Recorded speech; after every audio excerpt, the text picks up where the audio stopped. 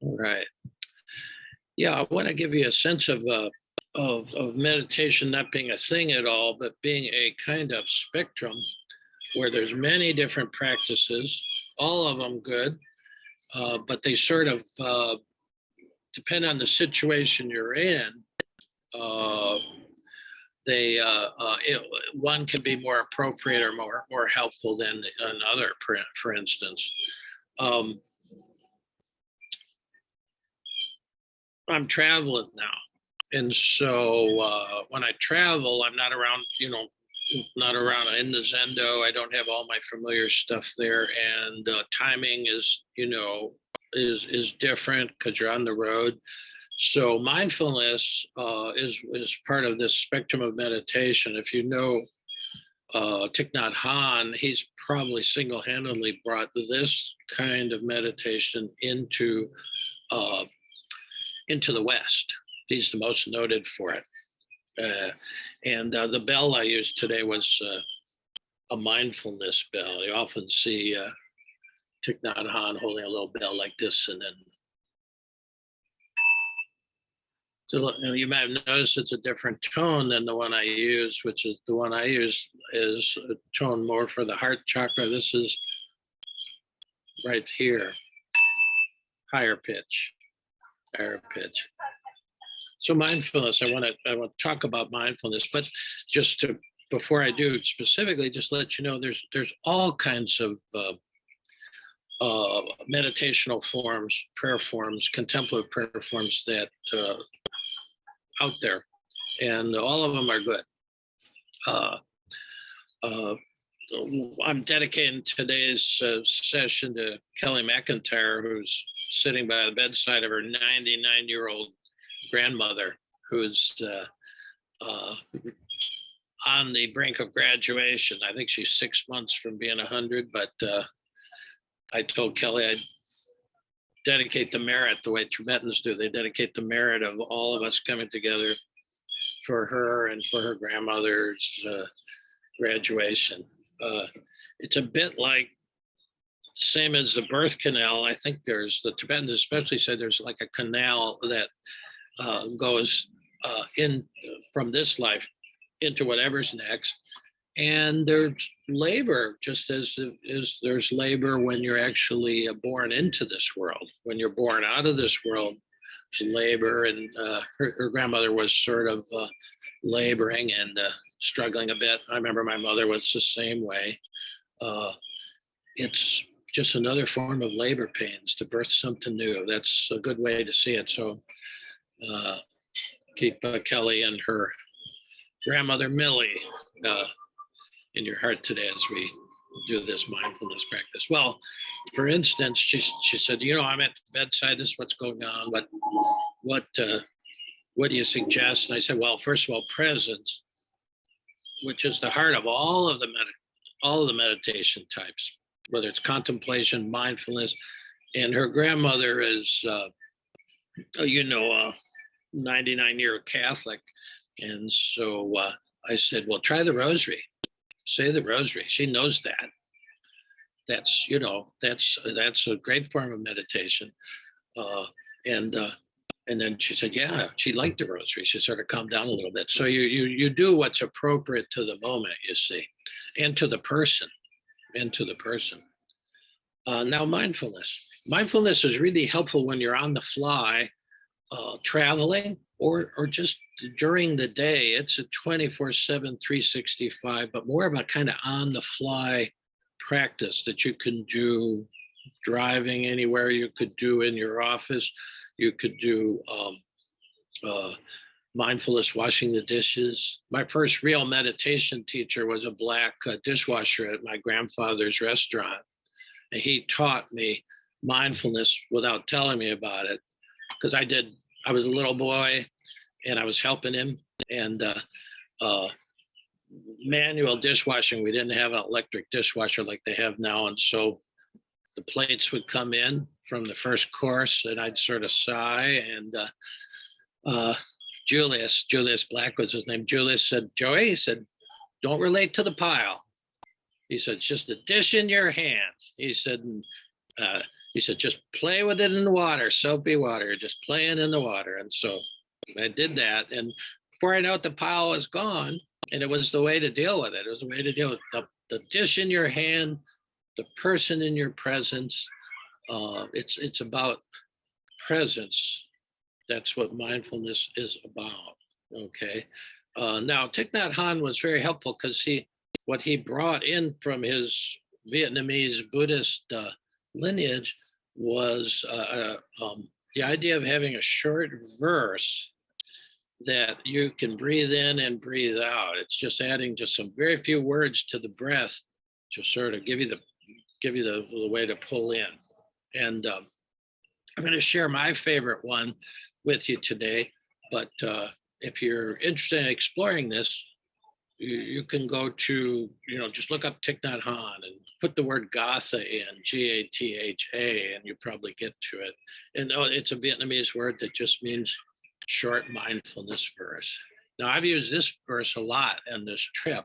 I'm going to flash it up on the screen for you.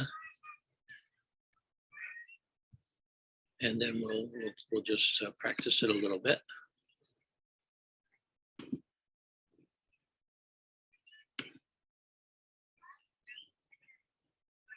Not up on my screen. Is it up on yours? Yeah, I don't know where it is here. Is it showing on yours, Jill? Yeah, okay. Yeah, we can see it, Joe. Yeah, let's see. There it is. Okay.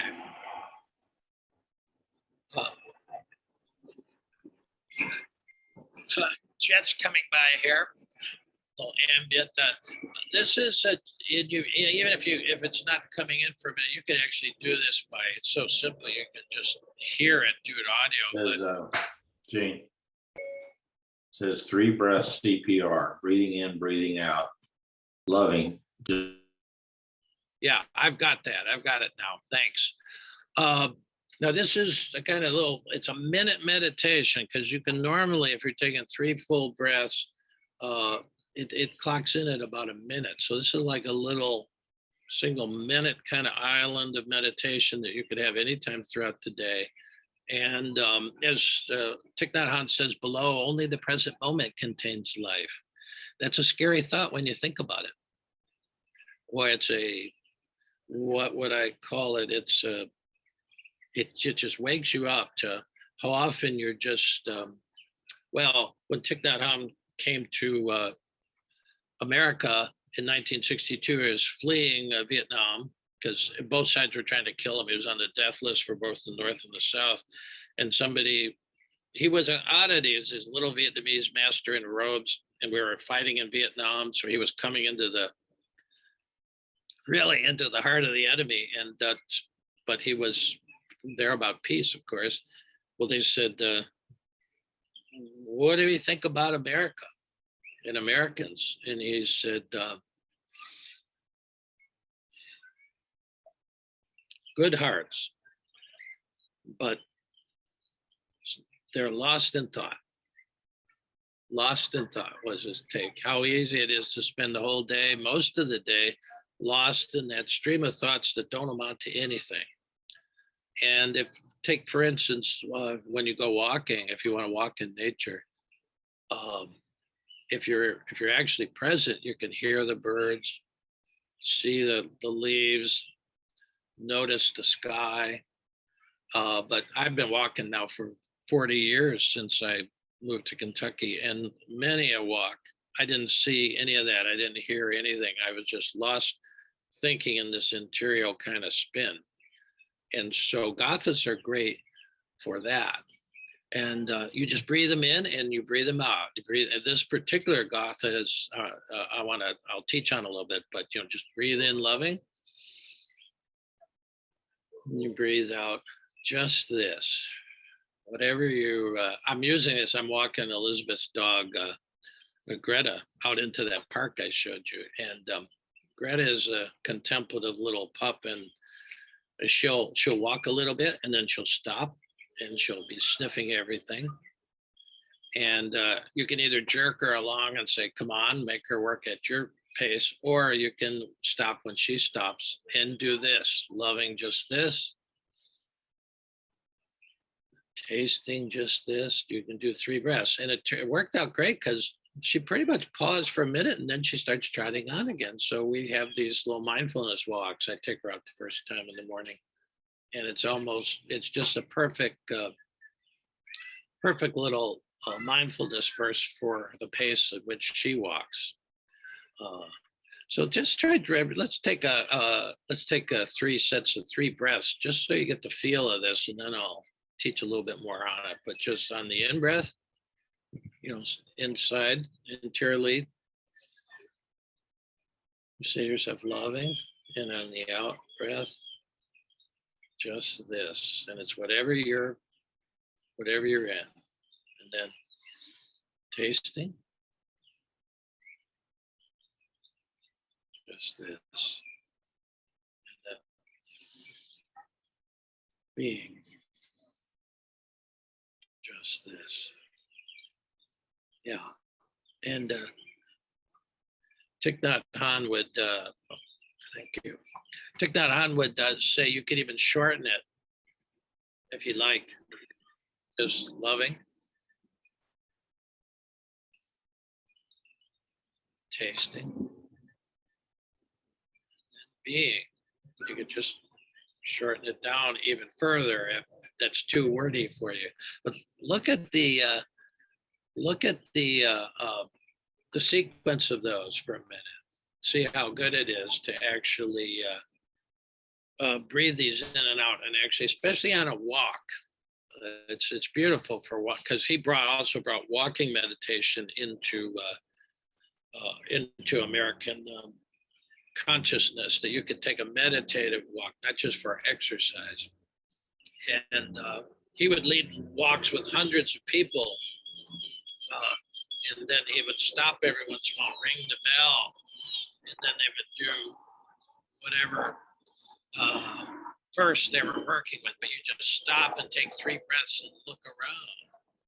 It wasn't about getting your number of steps, and it wasn't about beating a time or anything. It was about using walking as a way to be present to whatever you're doing, using the verse to be able to be present to whatever you're doing. You could do it washing dishes, loving just this. Tasting is really code for experiencing with any of the senses. How little we experience. We sleepwalk through the day thinking about the next thing, or still piss off about the last thing, and we're not really experiencing what's happening now. So that's what tasting means. Tasting just this moment, just what my senses can bring in. Say, just a little kid on what is that thing? A scooter. He's going across. He's pushing it across. Just the sound of the jet. Just this. They had a book of. Oh yeah, well, I'm going to stop to share it now because I think we've got that. They had a book on the last words of famous religious people, saints and whatever, the last thing they said. And for one Zen master, he was a Japanese Zen master, on his deathbed, there was a squirrel on the top of the temple and rattling around with nuts or something. And he said, "Squirrel, just this."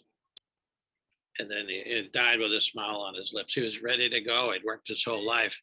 And then, what happens after, as you make this, go through this other birth canal and into whatever mystery is next. It could be a mystery, but it's just this mystery. I mean, this is an attitude to have in every moment. You don't have to know, you don't have to know it's a mystery. The Tibetans will tell you that. I mean, they got a kind of guidebook for it, but in the end, it's just this, and then just this. Now, if you love it, see, the part of the beauty of this sequence is you meet every moment, first of all, not in fear, like just this, what's this, or whatever. But you meet it, first of all, with love. So the meeting every moment with love. I mean, we have this choice of how we meet this moment. Are we going to meet it in love or fear?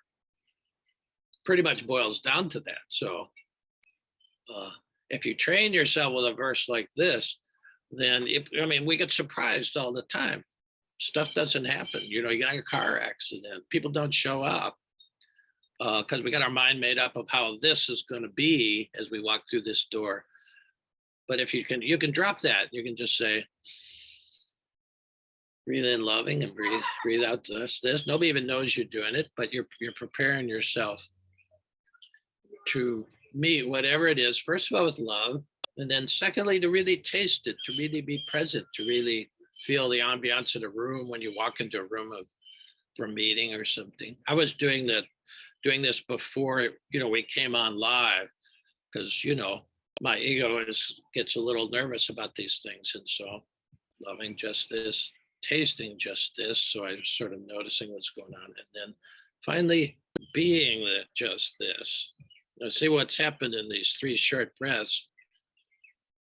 You've gone from, and ideally, in the best of cases, you've gone from being separate, there's the world out there and there's me, to being just this, actually being in the moment, not being separated from the moment. So it's a nice progression. It's a nice progression. And I want to flash on last week for a minute,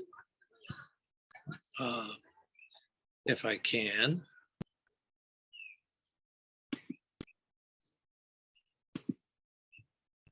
And this is also a very Trinitarian kind of agatha.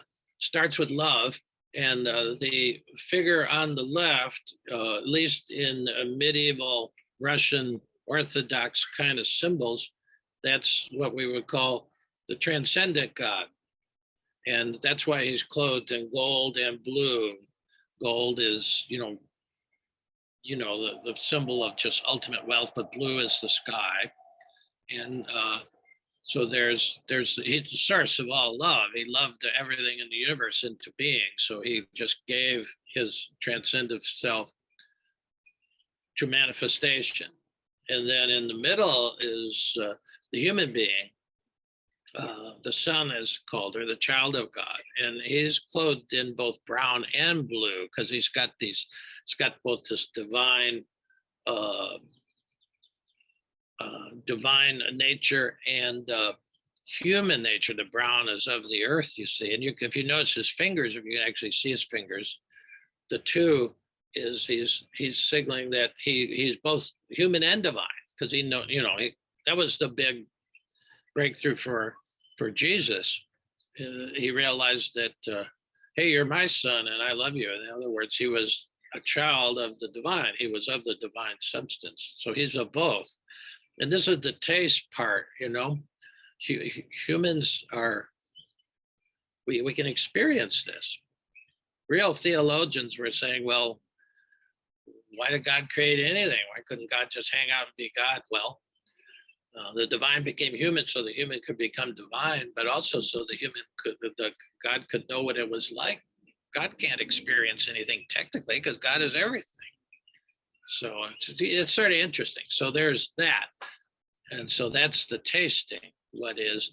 And then finally, the being what is would go with the third person there, which is the Holy Spirit. And he's in green and blue.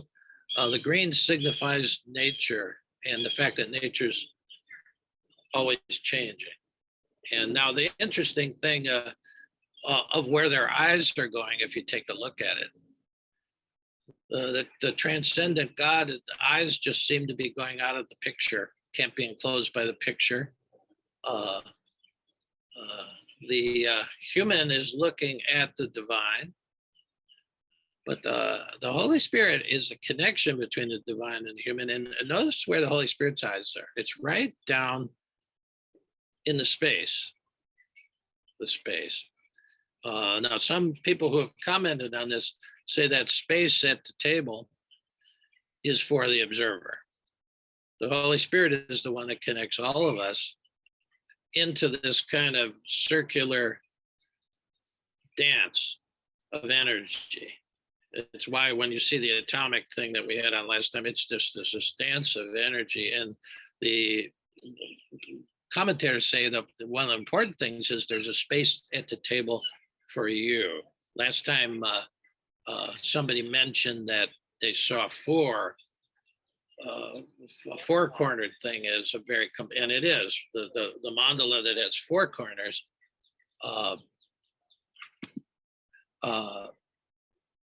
is what Jung would consider the complete thing of the four seasons, all that stuff.